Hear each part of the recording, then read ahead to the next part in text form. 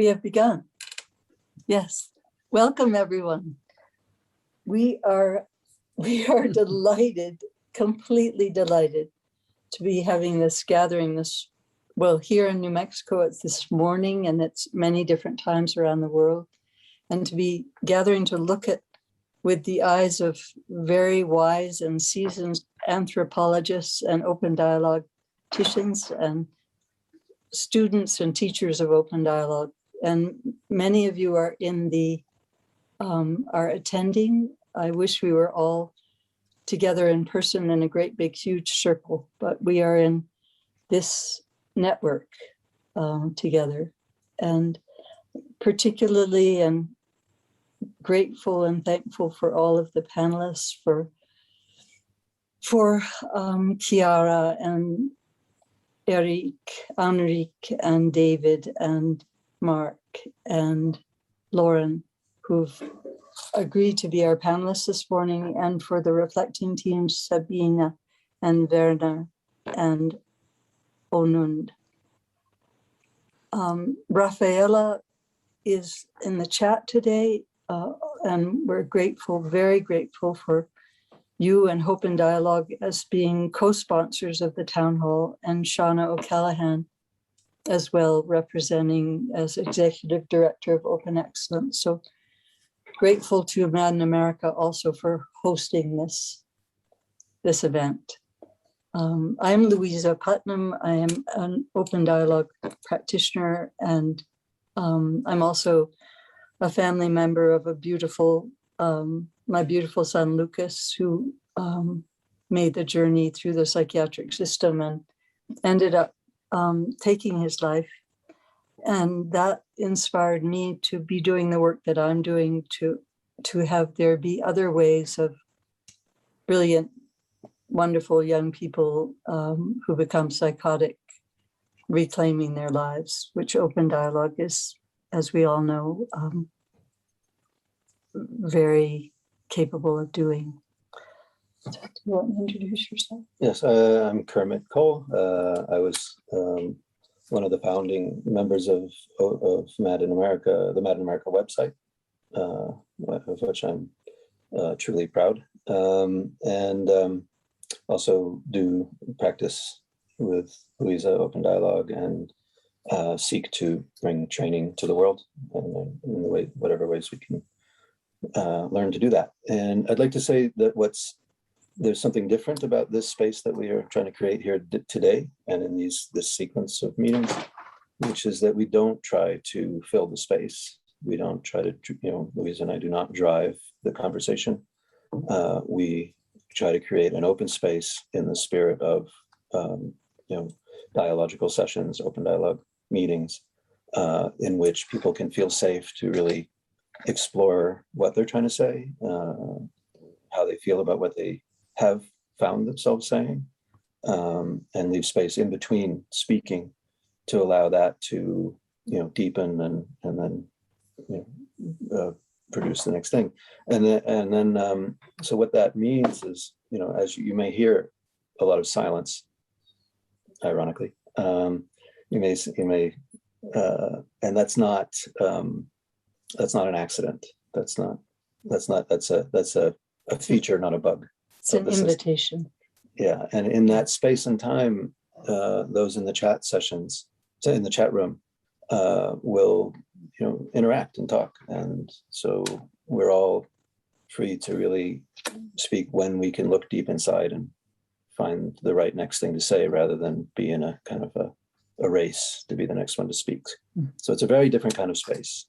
One of the consequences of that is that we haven't found a way to do these things and also fully integrate the conversation in the chat room with the dialogue that we're witnessing and reflecting upon, which I know is frustrating for some people, that we can't bring people, that it's not really bring people's faces in. Yeah, it's not in that sense. This isn't truly a town hall as such, but it is in the way. And I think that it's a town hall in that everybody who comes gets to speak in some way, whether it's in the chat room or whether it's in the central dialogue. But And we do, to the extent that we're able, try to bring thoughts and feelings and reflections and questions from the chat room to the panel. But we just haven't found a way to really integrate all of that and still accomplish the kind of space we're trying to create. Now, Kathy, someone's asking if there's an administrator in the chat room. Did you see that chat? Went by just Kathy Kathy and Rafaela are go ahead. Yeah, I'm wondering if Karen is more the person to be doing that, or whether it's actually the people on their own settings, because we can see each other each in the boxes, can't we? But somebody can't. They can only see, I think, Kermit's face. They're only seeing this. What's Are the attendees only seeing Kermit's cartoon? Rafaela, do you see everyone?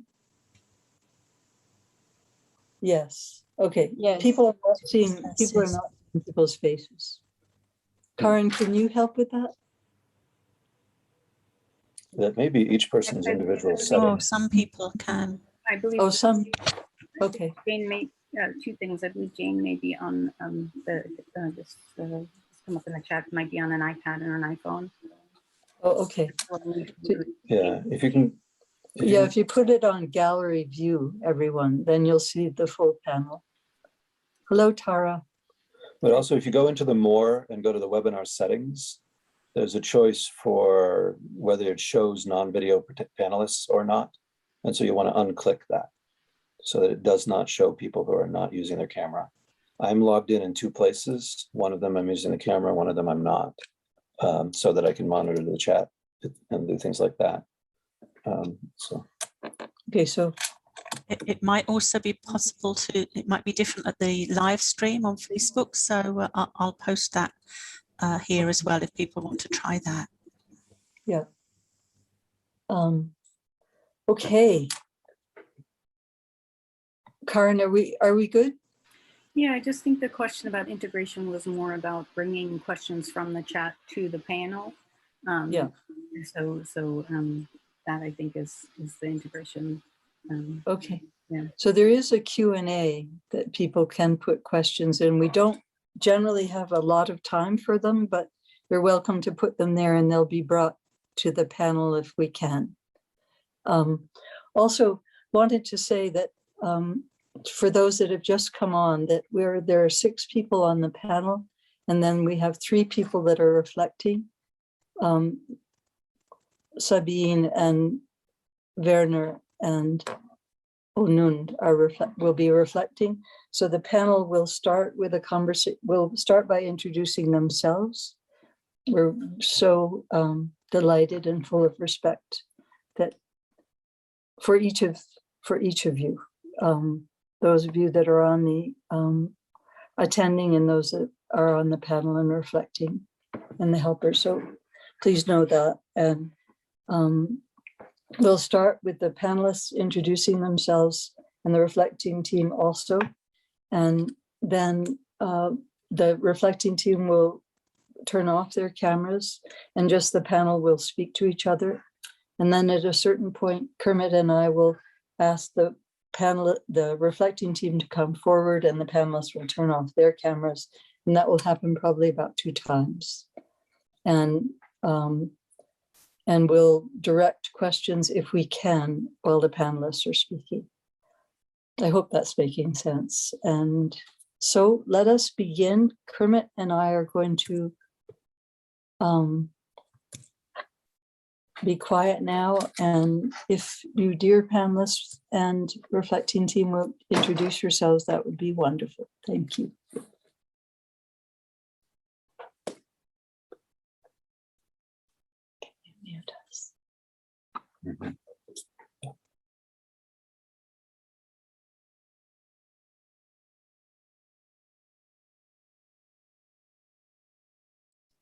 Onan, I think you're first man up. Shall I start? Okay, my name is Onan Bråtveit.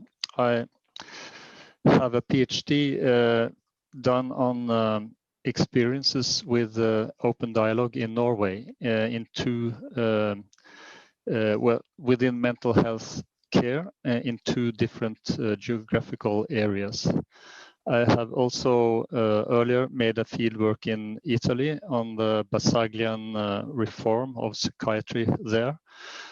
And for the time being, I'm working at the institute which is doing research on religion. And my interest now is on interreligious dialogue, which is what a topic I can work on within my current position. Okay. Hello, my name is David Moss, and I'm an open dialogue practitioner in North London Community Mental Health team as part of the National Health Service in the UK. A team that is implementing an open dialogue trial. And I'm also an anthropologist, a professor of anthropology at SOAS at the University of London. And I bring these two roles together in leading an anthropological study of open dialogue, which is running alongside the large randomized controlled trial, which is going on in the UK. And this is a 3-year project, and we're fairly early on in that project. And I'm speaking now, as you can see, from London.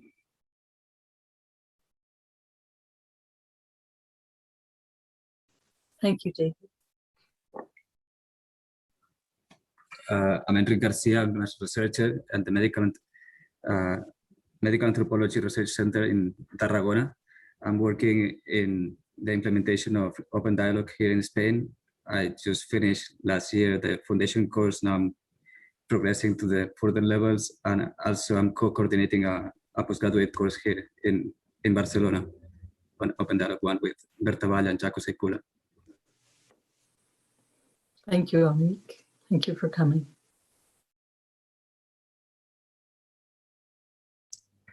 Hi, I'm Kathy. I'm a family therapist and an open dialogue trainer in the UK, and I'm one of the chat people today along with Rafaela.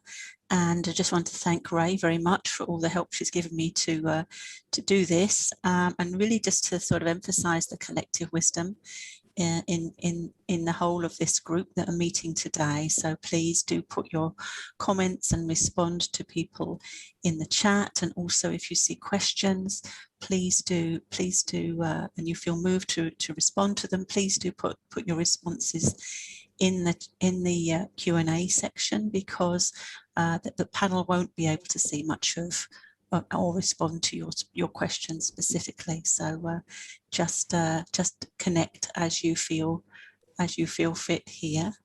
And if you don't like the chats sort of popping up, if you find that distracting, I can post something about how to switch that off on Zoom so you don't get chat messages coming up, if that's helpful. Good to be here. Thanks, everyone. Thank you so much, Kathy. I love your language, connective wisdom. Hi there, I'm Corin Gerbert. I work for Mad in America, but I'm an artist and a writer, and also identify as a psychiatric survivor. I'm your person for tech questions. So if you have anything, having trouble or anything like that, please do shoot me a message in the chat, and I'll make sure to keep an eye on those. Lovely to be here, and that's it. Thank you, Karen, so much. Hello, everyone. It's lovely to be here. My name is Kiara Wickramasinghe. I'm based in London, UK. I'm a peer. I'm an anthropologist affiliated with the project that David Moss has just mentioned. I'm currently doing a PhD in anthropology, and I'm in my fieldwork year, which is the second year of my PhD. So I'm based in a community mental health team in London, in North London, practicing open dialogue and being a researcher as well. Thank you, Kiara. Kiara and I and David are fellow students of Mark and Kathy that we got. Yay. Thank you. Okay, I think I'm next. Hello, everyone. I'm Lauren Cabellis. I am an anthropologist. I did my doctoral research on open dialogue and crisis care in Germany. Prior to that, I worked with the research team on the Parachute Project in New York with the implementation of peer support and open dialogue in New York City. I currently reside in Berlin, where I am presently a postdoc at the Freie Universität in Berlin. And very happy to be here. Thank you so much, Lauren. Thank you, Lauren.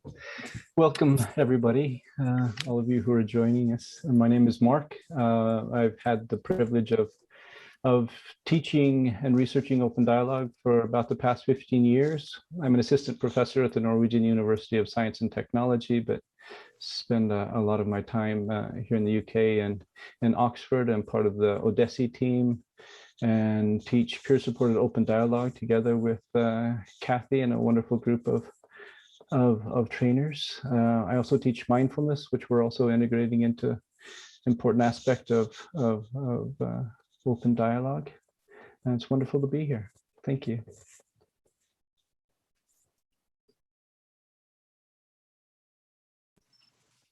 Happy to be together again. Rafaela. Okay, my name is Sabrina. I'm from Germany. I've been working as a psychiatrist and for many, many years. When I then came to know to the open dialogue approach and started the last years of my professional life at a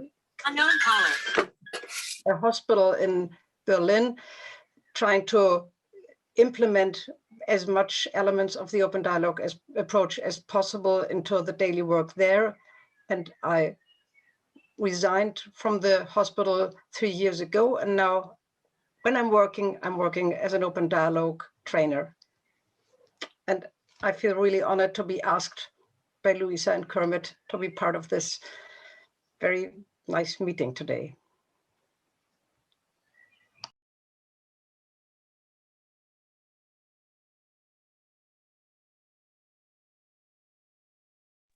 Thank you, Sabrina.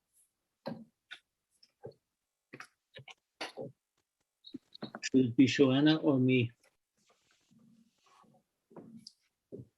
Okay, I will. So I will Yes. something about me. I'm Werner. I'm living close to Hamburg in Germany. I'm a retired psychiatrist, and well, I had the great chance and the kind of a blessing to be able to introduce and implement open dialogue during the last 7 years of my practical career into our hospital. And I draw a lot from that still. And now I'm into teaching open dialogue in different ways and countries.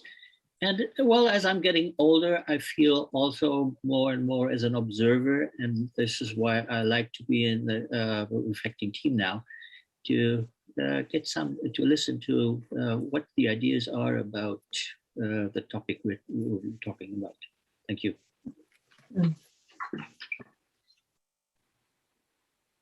Okay.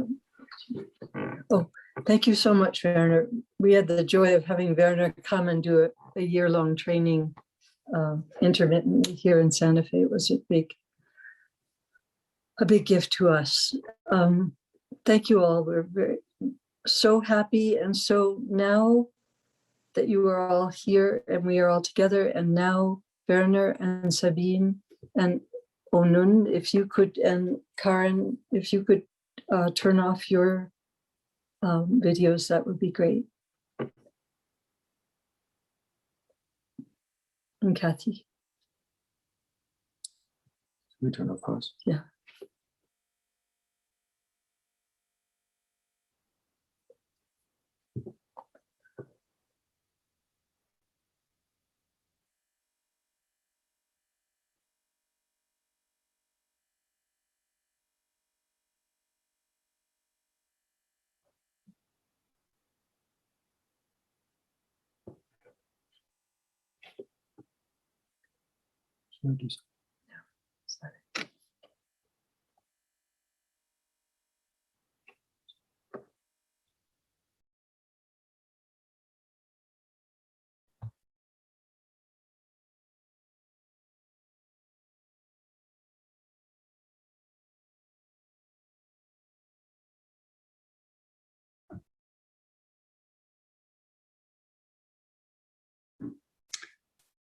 We, the team that I involved with as doing the anthropological study of open dialogue, peer-supported open dialogue in North London, we gave a short workshop in the Hope and Dialogue conference, and we started that conference presentation by asking people in the virtual audience, who we couldn't see, so it's quite difficult to judge, what they thought anthropology was. What did anthropology bring to mind? And we wanted to sort of sense what do people think? What is anthropology? Why are we here? Who are we? And in the chat, various things came back, groups, and the word culture came in. Anthropology is something about culture. And I suppose I'm thinking about that in terms of open dialogue, and even in preparing for this town hall, I think Kermit or Louisa had said, are we going to talk about open dialogue and culture and other cultures? And I think my first response to that, or my initial response to that, was actually I'm trying to understand the culture of mental health care in the UK. What's the culture of psychiatry? What's the culture of the publicly funded healthcare system that I'm in at the moment? And I suppose one of our tasks as anthropologists is to try and ask that question, which involves sort of standing back and saying, well, what kind of culture are we in? And what does it mean to even to ask that question about the culture of psychiatric organizations or mental health care systems?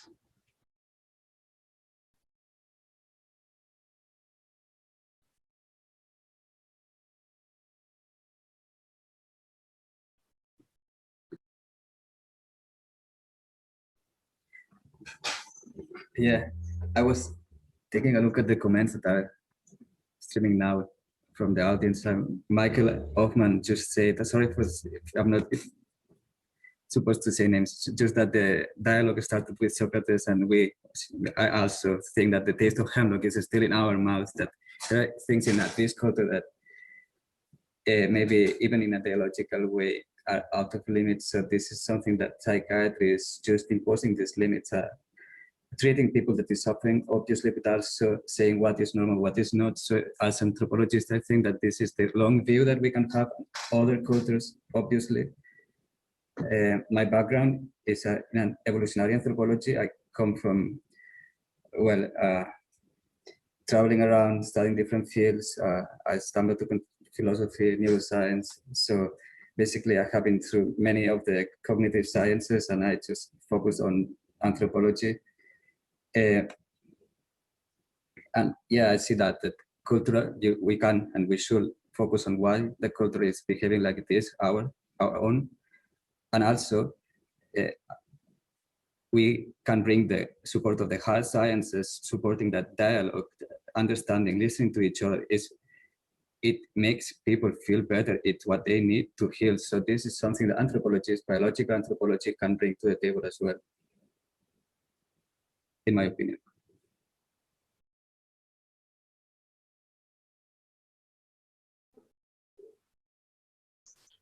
I'm thinking about how anthropology would generally study a tribe and how or a culture, and how in this case we're studying the tribe of open dialogue.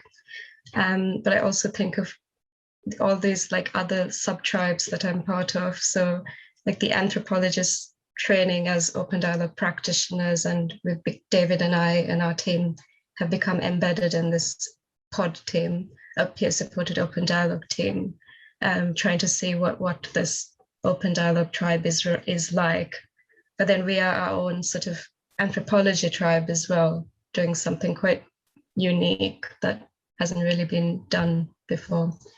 And then doing the peer-supported open dialogue training, I was so fortunate to meet lots of other peers. And then something one of the peer support workers said on the training was, we are our own tribe as well. So, and you really do feel part of that tribe, and it was such a sort of privilege to feel part of that as well. So I'm thinking about the complex picture that, you know, all these little tribes I'm belonging to and kind of becoming a part of and observing as I go along.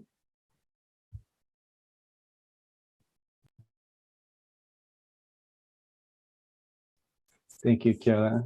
I love the idea of tribe as something that we've lost, as that sense of belonging and community.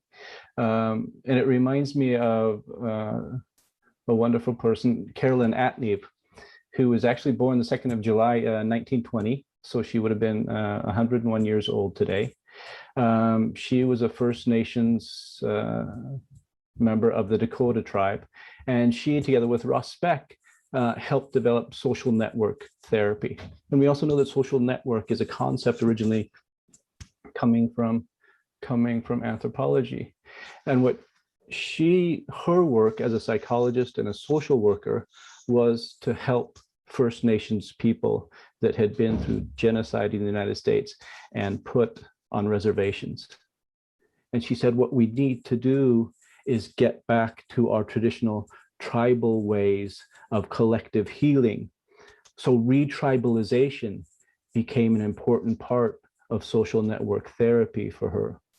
And I always come back to thinking about open dialogue as actually returning to some sense of human connection that for some reason, or for many reasons in our society, we have lost. So restoring a culture of community and compassion and connection, I think is what we're trying to do, because I don't think that is always present in traditional mental health care services today.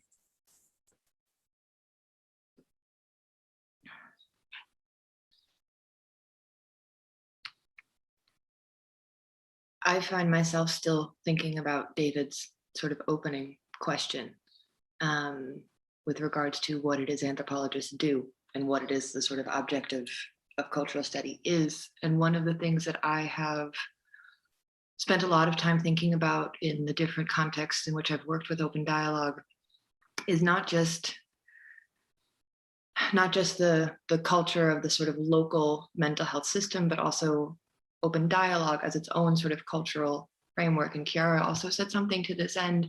But what's interesting for me is where those meet, and sort of what are the frictions and the adaptations and the changes that are born of these two things coming into contact, because one cannot be sort of inserted wholesale into the other. There's always going to be adjustment. And so what has been thought-provoking for me as an anthropologist is what is the melding? What are the important contact points? What are the responses and adjustments that are made when a culture like open dialogue tries to negotiate or find a space within a different kind of mental health culture, whatever that may be.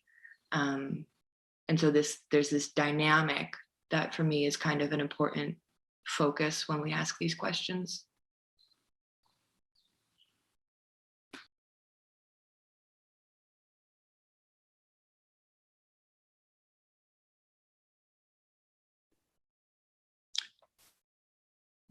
Being a member of a community mental health team implementing open dialogue, that is part of the that tension is part of the everyday experience. And I'm sure we'll come back to this in terms of talking about the question of the implementation or the what it means to for open dialogue as a culture, as a community, to to reproduce itself? What are the conditions, institutional conditions, the political conditions, and other things necessary for that to happen? What are the supports that open dialogue needs? But I think before getting to that, I just sticking with the anthropology role, because I think why I think as being an anthropologist in answering that kind of question is important, is because it's by what I understand anthropology to be doing is understanding a problem, a phenomena, an issue, an experience, attention, by being a part of it, by experiencing its unfolding, feeling that tension, maybe even feeling that tension, or definitely feeling that tension viscerally, so that our methods are not about surveys and questionnaires and focus groups or experimental designs or research protocols, but really ourselves and our subjectivity, our own subjectivity, and our own capacities to be engaging in whatever it is that the situation we're in order to try and make sense of and reflect on that. So I think, Lauren, you're absolutely right. That's the heart of it. And I suppose I'm just saying, how do we come to understand that those contact points? And I suppose I'm saying putting a flag up for the distinctiveness of an anthropological response to that question.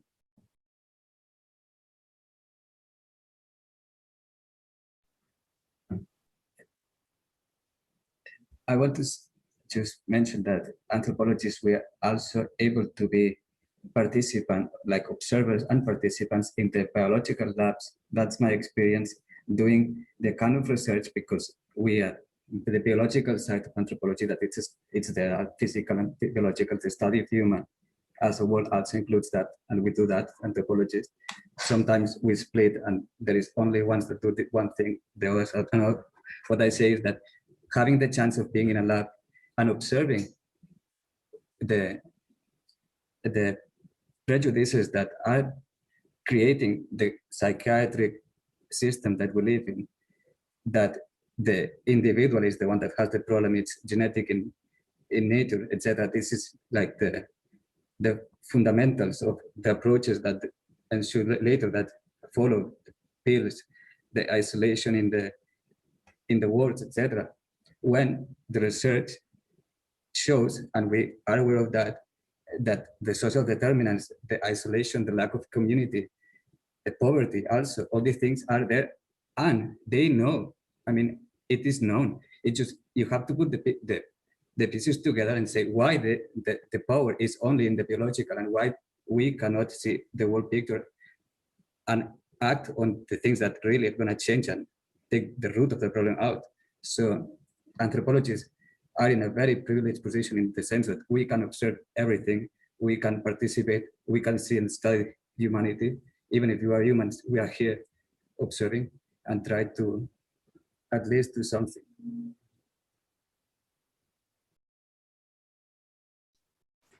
Yeah, thank you both, and thank you, David and Lauren. And the idea of anthropology as a reflecting, recursive process in the indigenous anthropologist, and that balance between stepping out and stepping in, I think is fascinating, especially because I do think that's one of the unique aspects of anthropology. And I wonder if there's a symmetry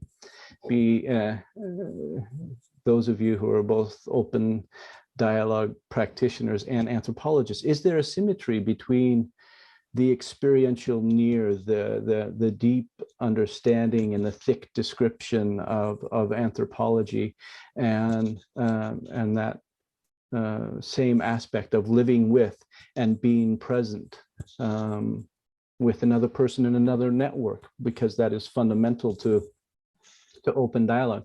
It's not individual to individual, it's not even person to family, it's team to person within layers and layers of social and cultural context.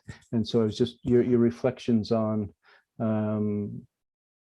the similarities and symmetries between the anthropologist and the open dialogue practitioner?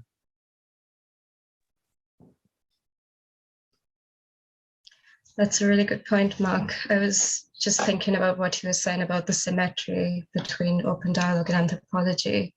And sort of I'm thinking how I would, comparing in a way, how I would approach a network meeting versus how I would approach something as an anthropologist. And I guess with both, you go in with this attitude of deep listening and trying to learn from somebody else. You're trying not to be the expert, but you're trying to, and you're not going in with an agenda. You're not going in with any sort of hypotheses like you might do in some other academic subjects, academic disciplines, but you're going in and you're really looking at what's emerging and you're building on what people are telling you, and then you might think of a follow-up question. And but I'm also just thinking about the word holism comes to mind as well, where we, in open dialogue, we see the person not in terms of individual pathology, but in terms of through a relational approach. And as I'm sure most people might know, Gregory Bateson, the famous anthropologist, who is quite influential in the field of family therapy as well, and which is inspiration for open dialogue in some ways.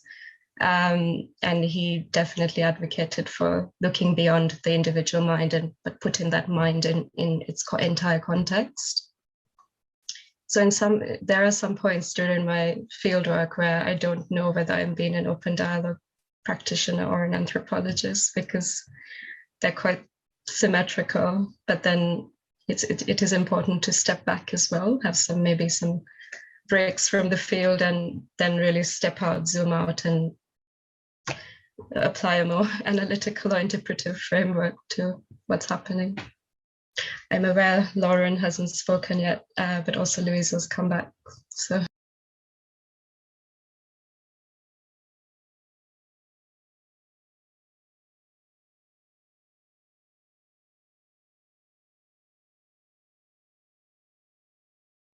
Sorry, we were wondering if this might be a good time to invite reflections, but Lauren, did you have something on your? Just, yeah, briefly to that theme, this symmetry, or I think I've often called it a slipperiness between the dialogic and the ethnographic was one of the great challenges of my fieldwork. And I think the important thing to remember is that part of what is useful and sort of unique about ethnographic research is this oscillation that Chiara started to describe, that yes, the experience near is incredibly powerful and it's incredibly important, but the receipt from the field, the moving out, the taking the longer view, and the dynamic between those two movements, that's where, at least in my own understanding and experience, the generative potential of the methodology lies. So thinking about how do we extend this sort of symmetry or this slipperiness or this synergy, or the way we compare this to sort of a dialogic experience, where do we have that component in those forms of understanding? Yeah, that's it. Probably, I think that there could be more conversation between you all about that. Anybody burning to say something in response to Lauren's words before we go to reflecting?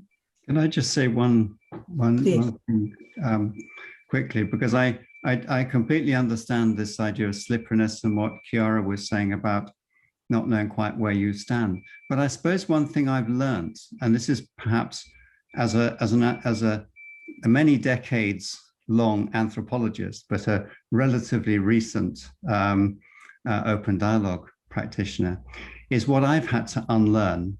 As we know what professional psychiatrists and people in mental health care have to unlearn, but as an anthropologist, I've had to unlearn things in order to be an open dialogue practitioner. I've had to unlearn an interpretive stance, and I've had to learn a capacity to be present and to attune, and to, I think it's maybe Jaakko Seikola who talks about listening to what people say, not what they mean. And to hold back on that interpretive position that is really quite natural for an anthropologist as an ethnographer, and yet to then occupy a different space, which is the space of reflective meaning making and interpretation, that stepping back, as Lauren says. So it's almost like I've learned the difference, and that difference, I think, is also important. A beautiful segue to the reflecting team. Thank you, David. Wonderful observation. So if the reflecting team could turn your panels on, and then the panelists could turn their panels off. Thank you. That's great. We're going to step back again.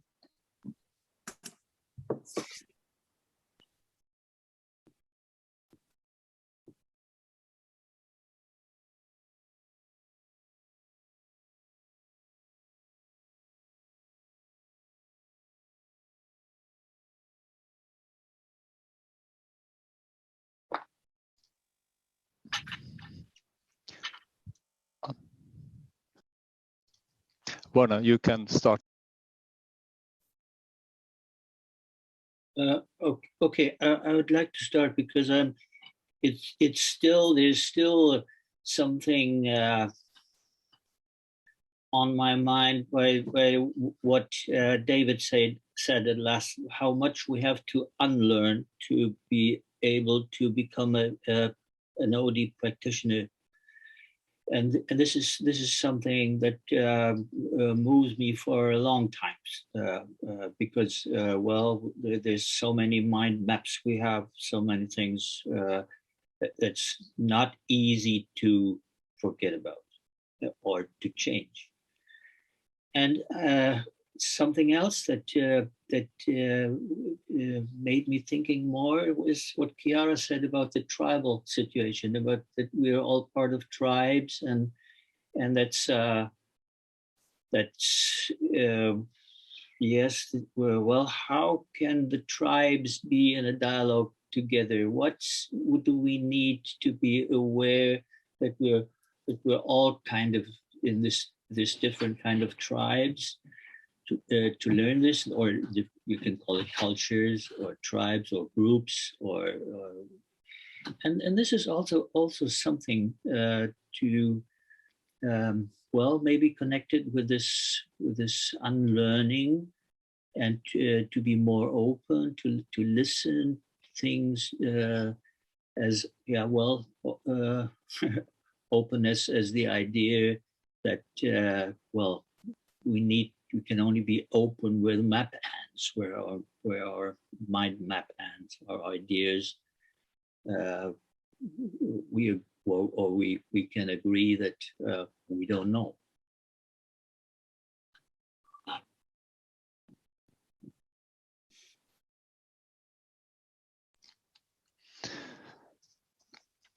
Yeah, we can agree that we don't know. My former working place, I was around a lot of family therapists, and they have brought in this notion of the unknowing, that you should that is I think at the core of unlearning, the not knowing attitude.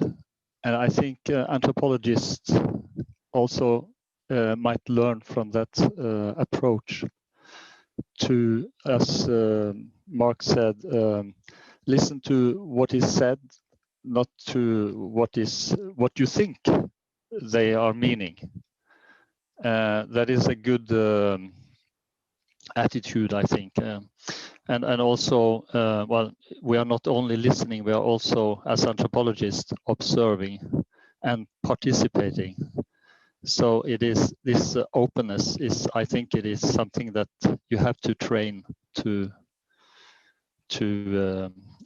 be better at. I think there are a lot of similarities between anthropology and open dialogue practice, and I think this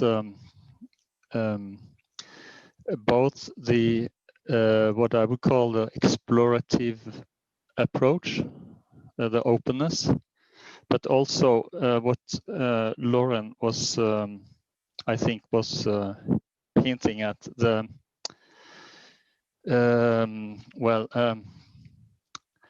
how to say it?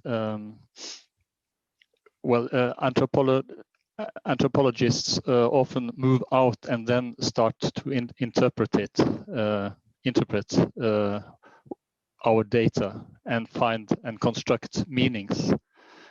What we maybe could also be better at or be more open to is the make interpretation together with our informants, the co-construction of meaning.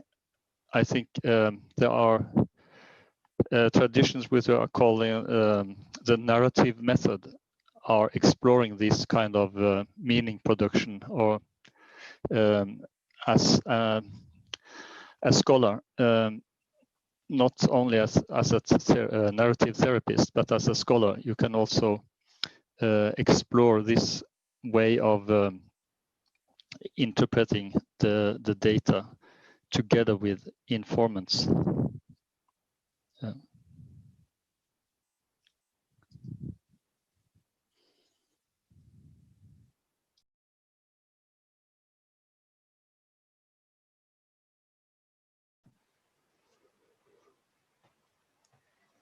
To me, the idea of tribes and retribalization resonated a lot.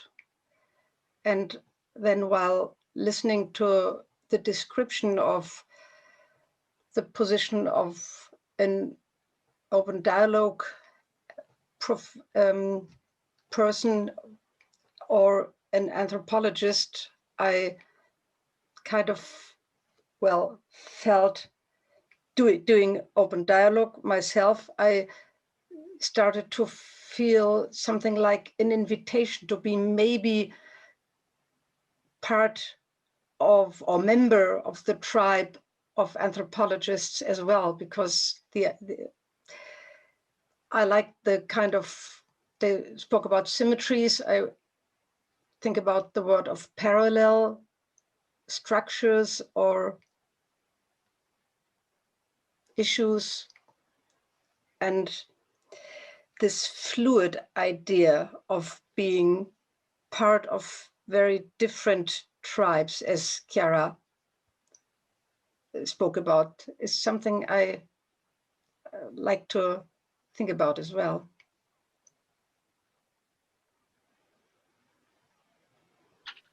Thank you all, that very deep listening and sharing. So now, dear reflecting team, if you would turn off your videos and the panelists come back on. Thank you.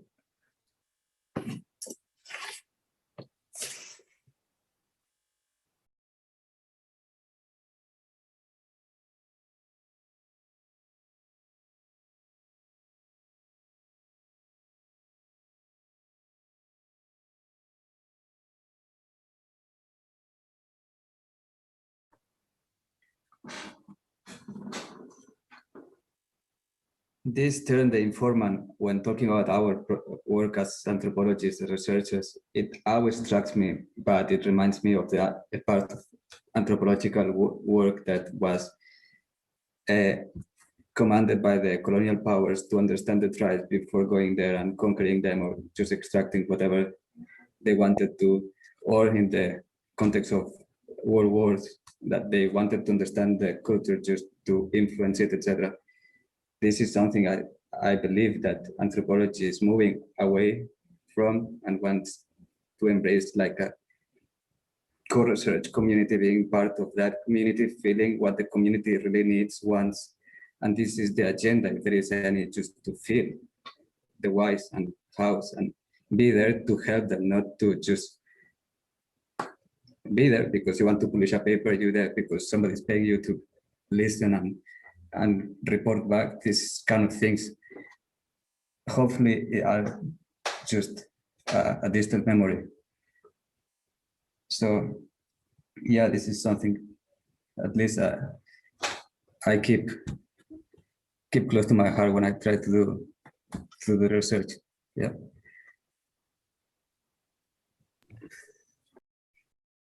I think I'd like to say that it's not the problems and the politics of knowledge, having knowledge, claiming knowledge, representing situations and people is not a problem of history. It's a problem of now.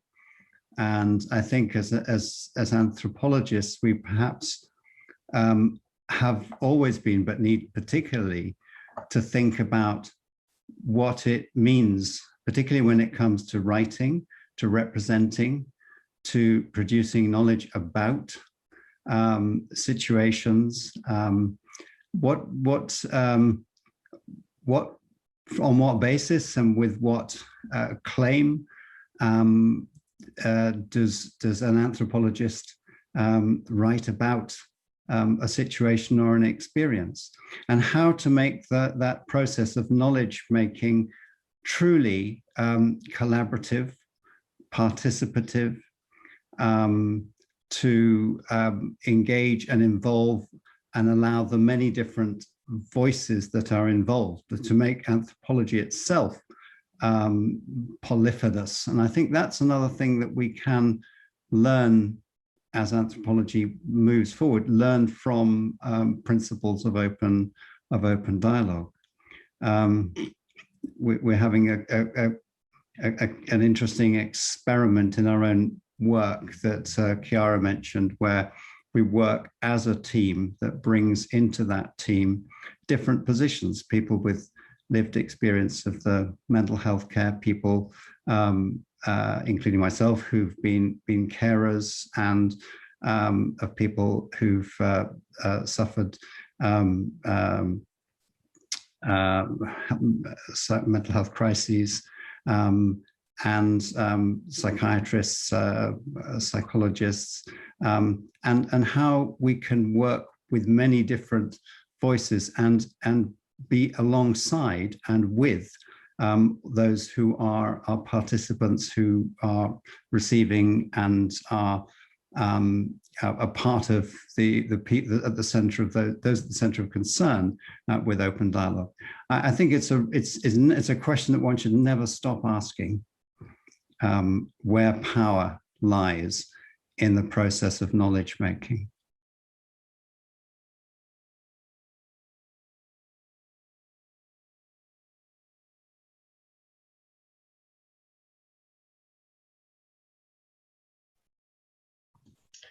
I wanted to say thank you to the reflecting team for those wonderful insights. I was thinking about Werner's comment about how can the tribes be in dialogue together.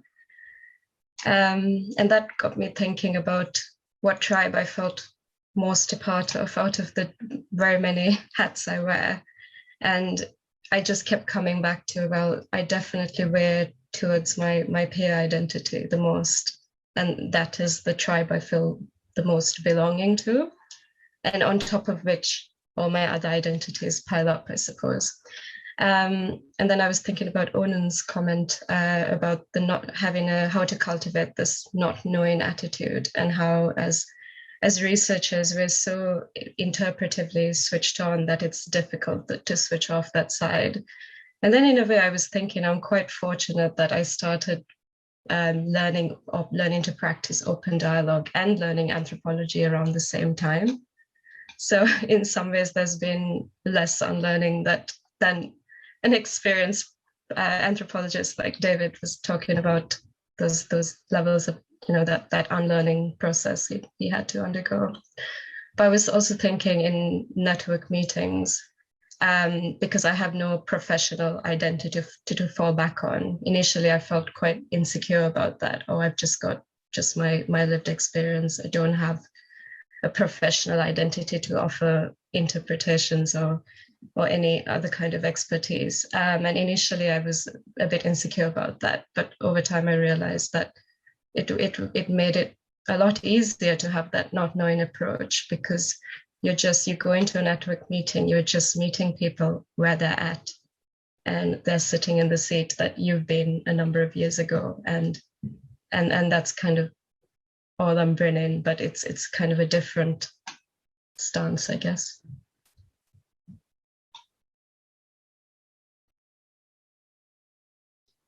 Yeah, I think I want to pick up on that about not only not knowing, but it's no longer about knowing. Open dialogue isn't an intellectual endeavor. I think as a trainer, one of the things I think is most difficult to communicate is that unlearning process you're talking about, David, where you go from the interpretive, analytical, intellectual stance to a personal, embodied, emotional stance. And most people have been running from that for most of their lives, and saying, no, actually, that's your resource. That's the fundament upon what all the help that you offer will rest on that fundament.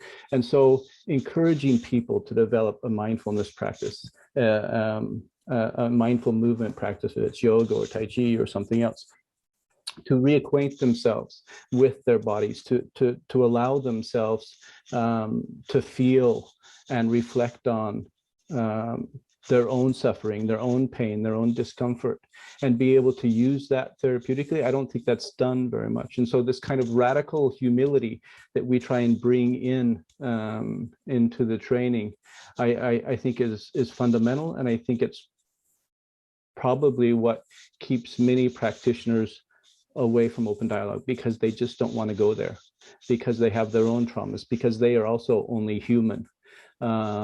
And that can be a scary place to be sometimes.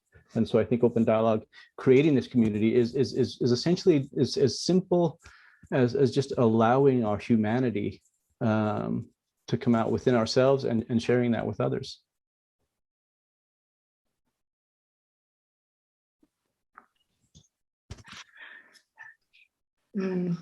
So my mind has sort of drifted into a slightly different direction. I mean, not to change the subject, but the humanist and existential ideas, the openness, the unknowing, I've been in this a while. I'm a big fan of all of that. But I think I'm starting to feel as if we're ignoring the material realities that also play such a big part in this discussion. What are the material and structural and institutional conditions that give someone the opportunity to sit with their trauma in an unknowing kind of way? Because those things, when we talk about, where is power located, we can think about it in the research relationship, of course, but not everyone is offered the same possibilities for that kind of sitting. And I think that's just a question that's kind of always in the back of my mind, or the forefront of my mind, but something that was coming up for me as we talk about these other really positive features. How do we grapple with this?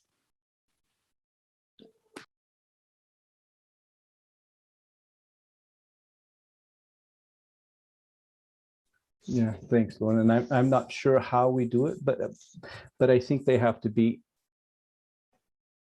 integrated.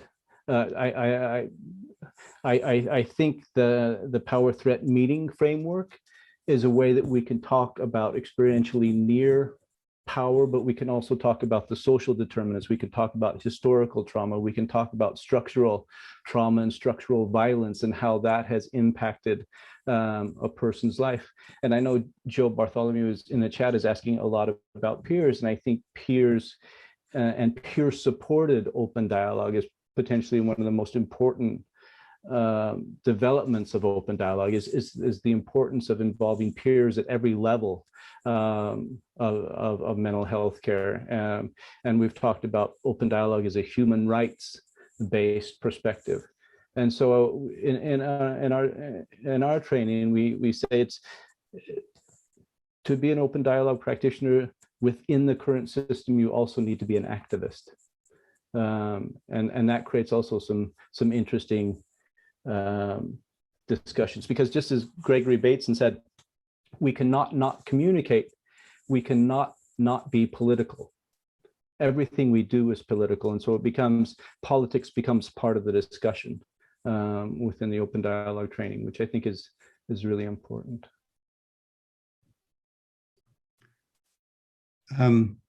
Thank you, Mark, and Lauren too, for raising this question of power and structural constraints and the material conditions under which the practice of open dialogue that we're involved in takes place. And I think one thing that I'm often asking myself is what are the conditions of dialogue? What are the conditions of dialogue when what's the power necessary to be able to speak? What are the conditions under which somebody simply cannot come into dialogue because the experience of trauma, the experience of loss, the experiences have been so deep that dialogue is just not possible. It's not possible to have those to put into words at this point. It may become so, but and thinking about what are the limits of how we might work with people who are radically disempowered. And I think one of the useful concepts that we have from anthropology is the idea that some of these wider societal structures are actually manifest in our bodies, in people's bodies. The idea of the habitus, the structural constraints that actually inhabit and shape the comportment, the performance, the stance, the ability and manner of speech, and whether speech at all is possible. So I think that the structural is also the intimate. It doesn't mean it's not also the wider societal and the political and things that we engage with outside, but I think those structural relations are also present in the different capacities that people have to have the power to dialogue or the lack of the power to do so.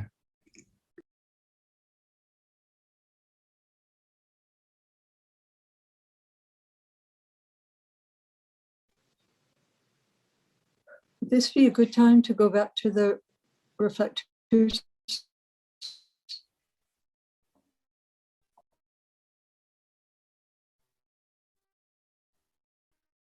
That be okay? A little bit of noise. Okay. So thank you.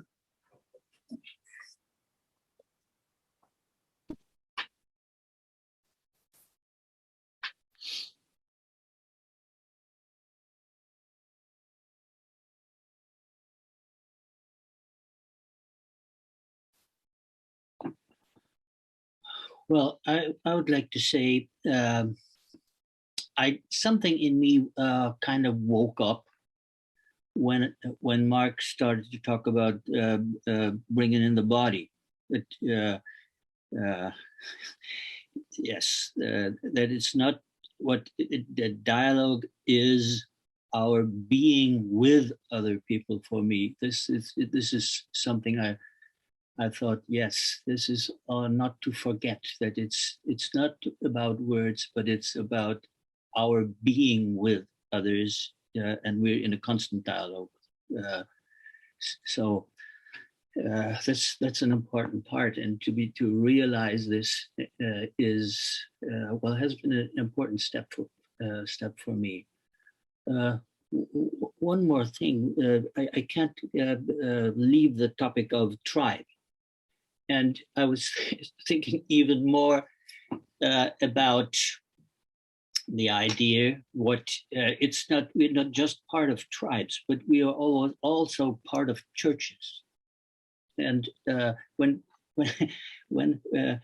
Anand talked about that his research is about dialogue between religions. I was thinking, are we all part of different churches, Church of Science, Church of Open Dialogue, Church of other things? And shouldn't we be very, very careful thinking about this and having in mind to to stay open for the dialogue between all these religions? Thank you.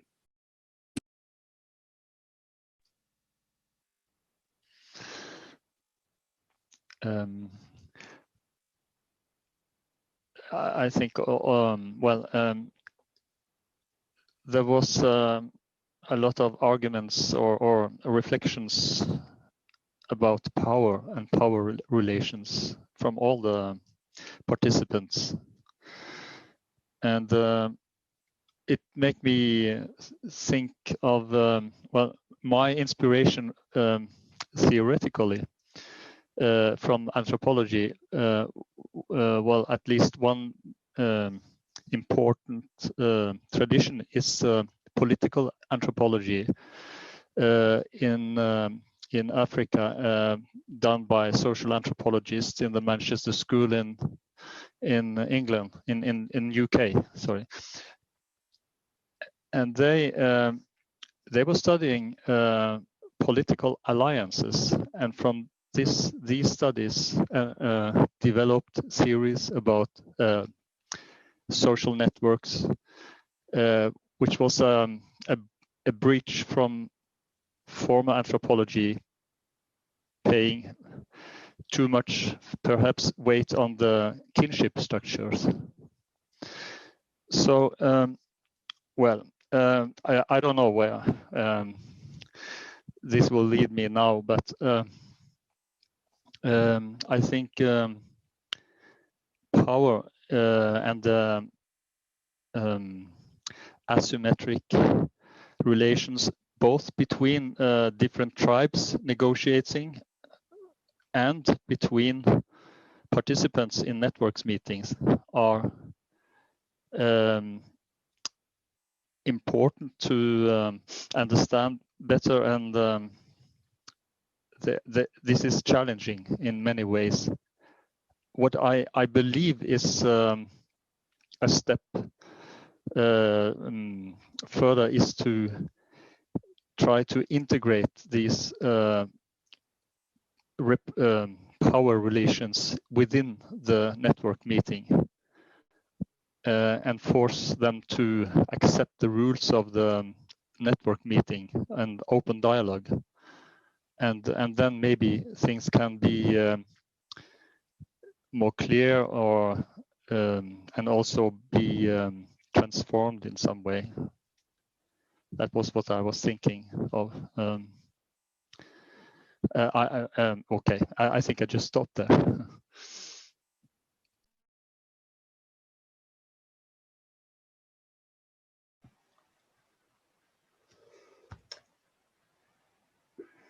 I'm wondering about what Mark mentioned about everything we do is political. And then I thought about what could be consequences concerning the implementation of open dialogue.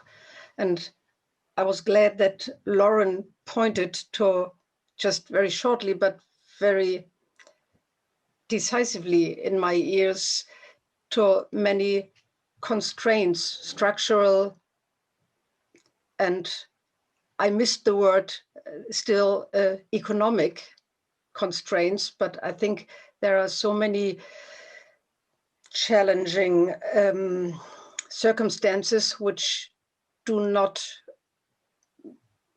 not really inviting in many situations to implement open dialogue. And though it's very important to think about the power imbalances within network meetings, I think I was touched by Lauren's hint to look towards the outer circumstances and the wider context.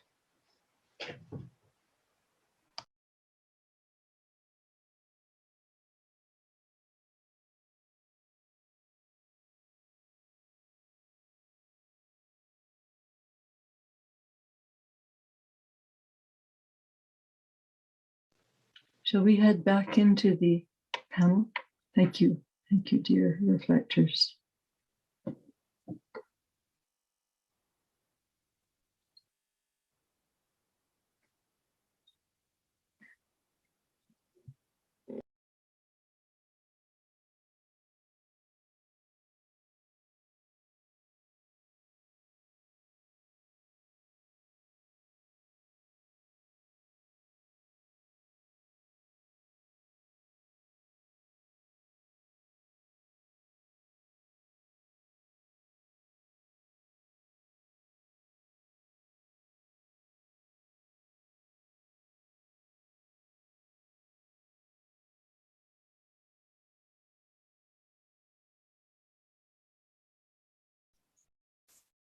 I'm not sure where to go with this.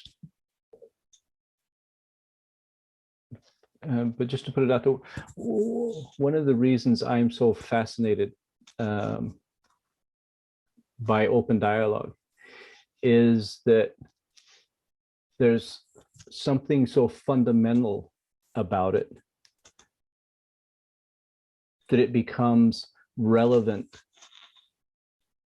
for me as a father and as a partner, as a professional, and also as a citizen. And so we think about the at least 2,500-year-old history of dialogues. And Kermit kind of presented this town hall as when people and communities and nation states experience tensions and conflict, and how is that resolved? And very often the optimal form of resolution is through dialogue. And so there is this hope that if we can implement open society, open communication, dialogical, deliberative democracy, if we can use the skills that we try to cultivate within open dialogue, can we not create more compassionate, peaceful, caring communities?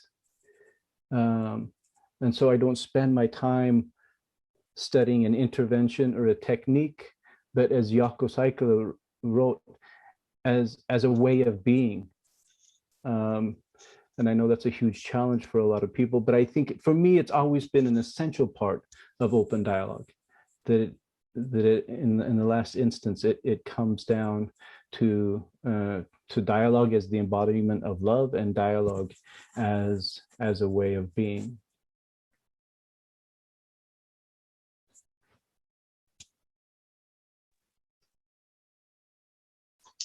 I realized I've been quite quiet when it came to the topic of power. And I think it's because I don't really know where to start. I'm definitely an optimist. So I started all of this work feeling so sort of drawn into open dialogue.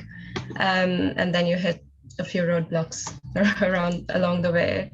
And there've definitely been points where I've felt I'm seen more in terms of my peer badge, and because of that, there's definitely been points where I've felt underestimated, or sort of institutionally been seen as not as responsible, or pushed around a little bit sometimes. Once asked, questioned more about my perceptions of my investment in clients, which I sort of think maybe other people with other professional identities may not be questioned along those lines. Or been, it was suggested that I needed training to offer peer support training to offer peer support, and so on. So there have definitely been points where I have cried during my fieldwork here, and it has been because of power struggles. But at the end of the day, the battles are totally worth it. I've loved the clients that I've met. I've learned so much from them, and just through this experience, and just being able to see how much open dialogue does help makes it very worth it.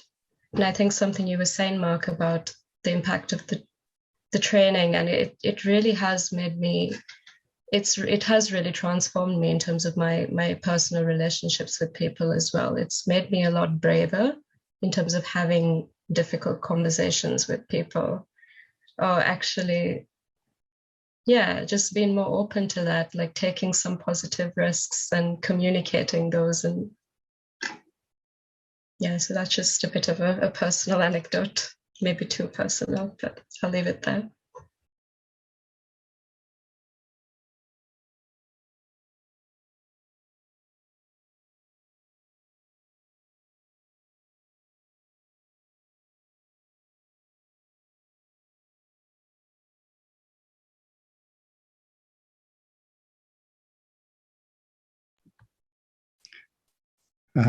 Well, my route into open dialogue was also personal, and I certainly what Mark said and what Chiara said about open dialogue as something quite embracing and potentially transforming, and a way of being resonates with me. But I'm also got in mind that I'm struck by the point that Werner made about tribes and churches, and whether and with what consequences open dialogue becomes a tribe or becomes a church, with its own prophets and priests and high priests and hierarchies and novitiates and ceremonies and rituals. And I'm thinking about also the question about dialogue and how do we prevent open dialogue being a church in the institutionalized sense of a sectarianism in which its practitioners may be boundaried off from other tribes, whether it's systemic family therapists or whether it's clinical psychiatrists, or whether it produces as a tribe a kind of oppositional logic where it is we are not they, and we have it. We're carriers of the truth, and they they live in darkness and we live in light. And how do we prevent the kind of the tribalization in that negative sense, so that we can return and enable Doug to be what Mark and I think Chiara is also suggesting, is it isn't something that is contained in a sort of exclusive way, and yet at the same time to hold fast to what are clearly necessary ways of working, which are challenging, and if not in some sense, if in some sense there isn't a gospel of open dialogue, then it will just disperse and dilute and disappear. So I see that as a tension: how to be distinctive and important without being a cult, and without provoking resistance and pushback from the institutions and the systems within which open dialogue has ultimately to find its place if it's going to transform mental health care systems on a larger scale.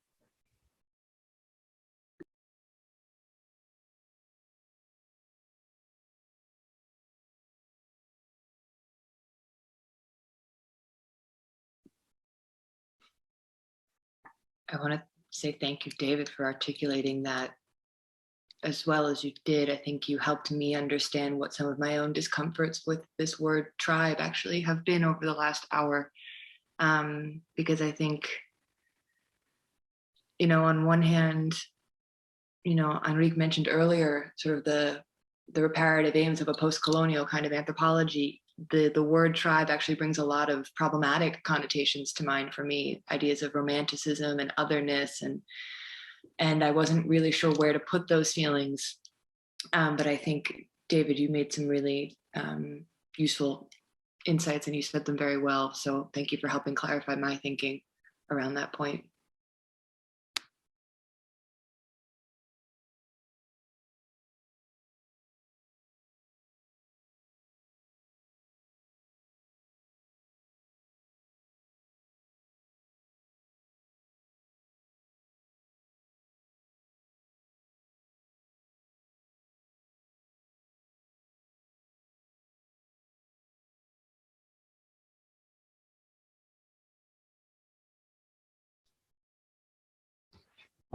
So I guess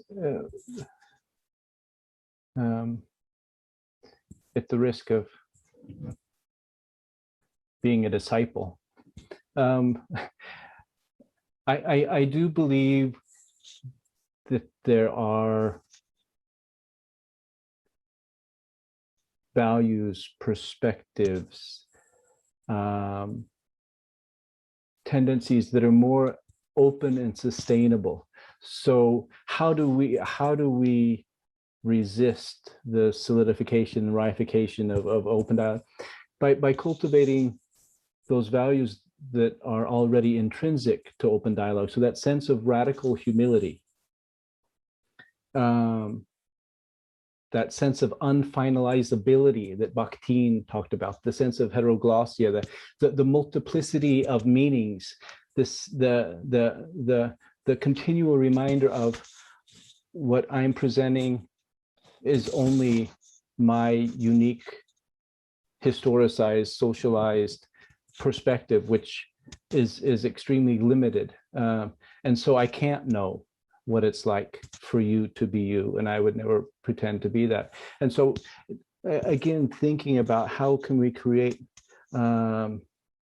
these small scale communities that people live in every day and suffer and struggle to recover within. How do we help those small communities, but how do we also help those larger communities create safe spaces for those people?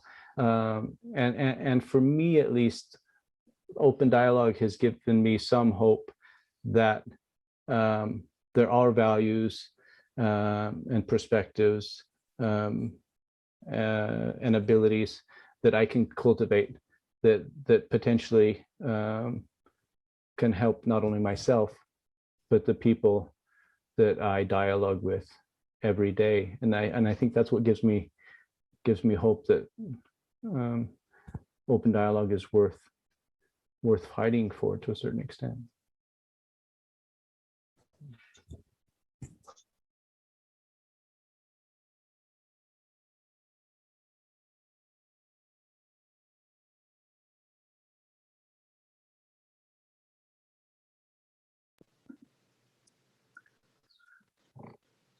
Hi, we're hopping back in. I'm thinking, I picked up Catherine Quinlan saying we all need a week-long retreat together.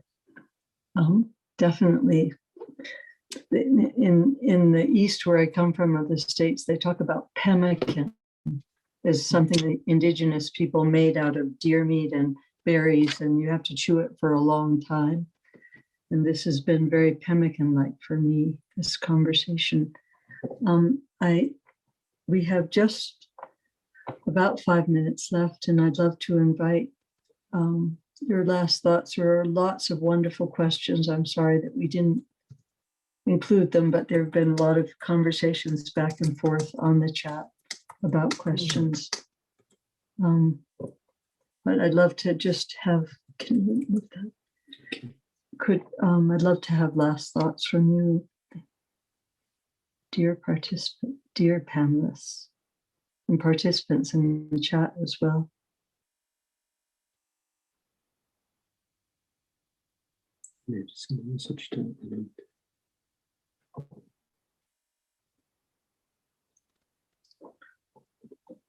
I'm thinking of David saying open dialogue has gifted me some hope, and I'm left with that thought.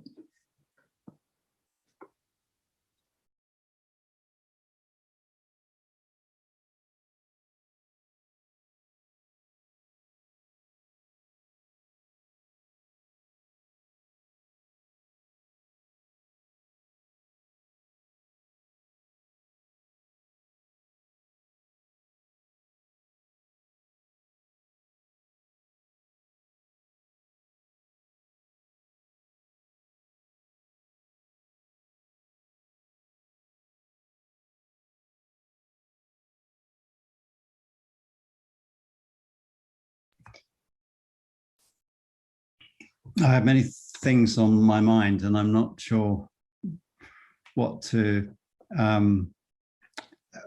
how to articulate. But I suppose the final comment for me is just how, for me, open dialogue has allowed the building of a bridge between things that are very personal and individual and are about and require self-work and self-understanding and self-knowledge and self-presence and being with others. And in that sense, I do feel that I'm really just at the beginning of a journey, which maybe is called open dialogue at the moment, but maybe it'll have a different name at another point, and it'll do different things.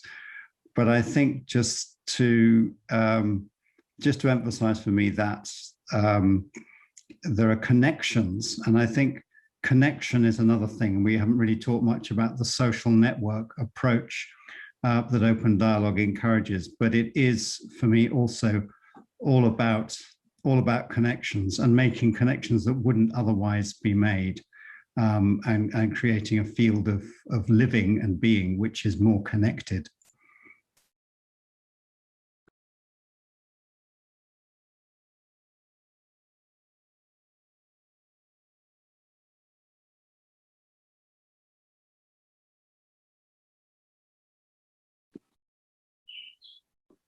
I have also many thoughts in mind, but maybe as,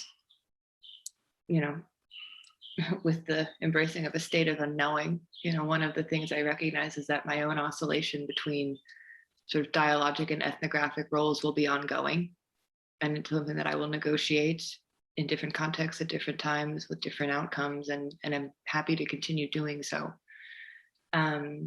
And David's point about connection really made me pause and reflect on the people that I have met through this engagement, either with the model itself in different places across the world at this point, here in Berlin, where I now live. The connections it has fostered have gone far beyond the research context, far beyond my field work, far beyond those sort of categorical limitations. And I'm very appreciative of that, and the role that has played in the life I am building. So yeah, a moment of appreciation from my end.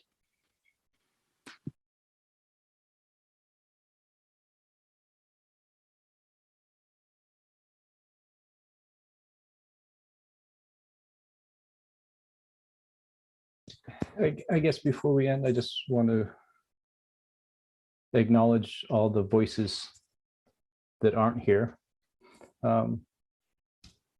All of you who are sitting across the globe, doing work, struggling. I noticed someone wrote they'd been a mental health gladiator for 30 years.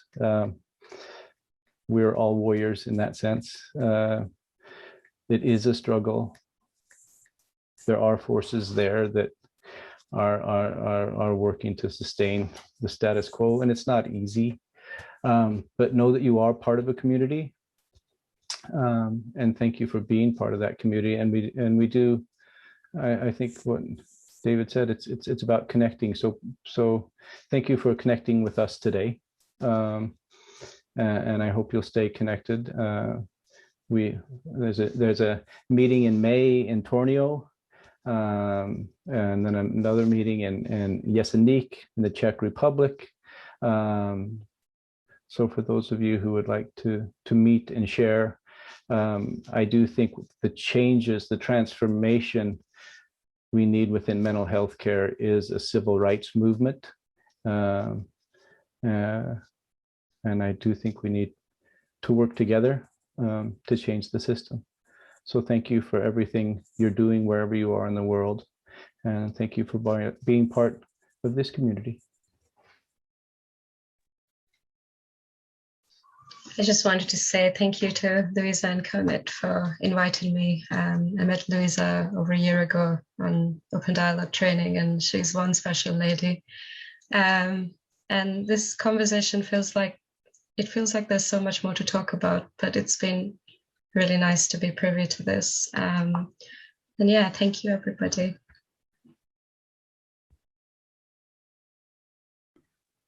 Yeah, I also want to thank you, everybody. It's a good fight, and just keep on going. Yep.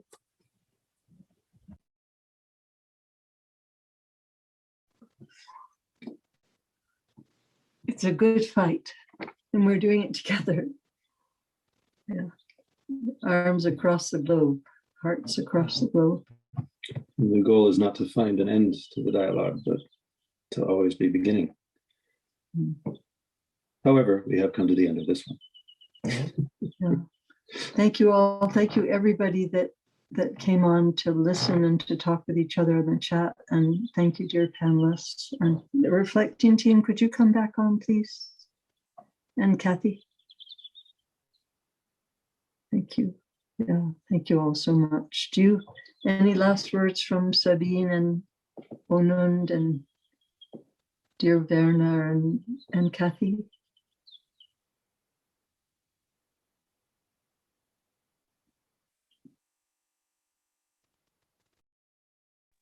I feel enriched by so many different thoughts which have been talked about and which encourage me to think in very different directions, continue thinking about things. And the experience, again, the experience of feeling connected all around the globe is very enriching as well. So thank you.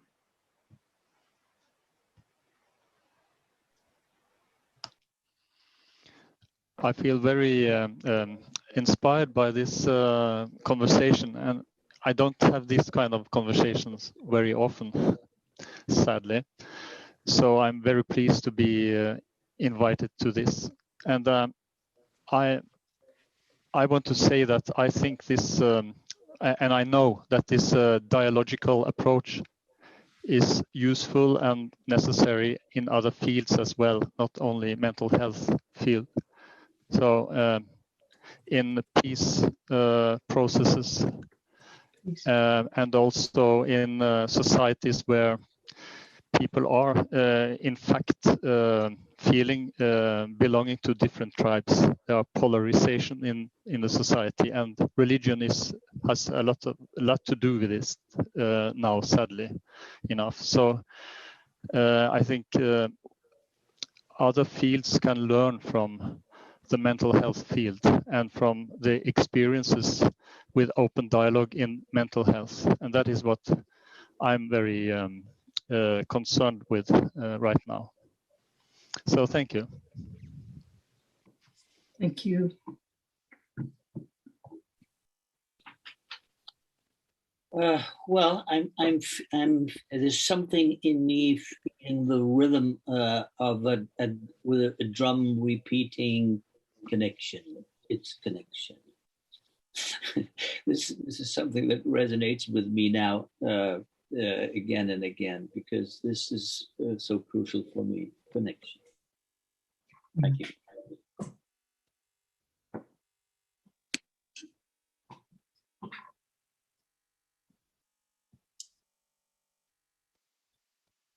Kathy, do you have something on your heart you'd like to say before we close? Just a deep gratitude for being part of this and all these connections. So thank you. Thank you. We invited Rafaela on, but she hasn't popped on. But Rafaela, thank you too for being on with us and for all that you have done in the last little bit to bring us together as well. And thank you all, everybody, everywhere.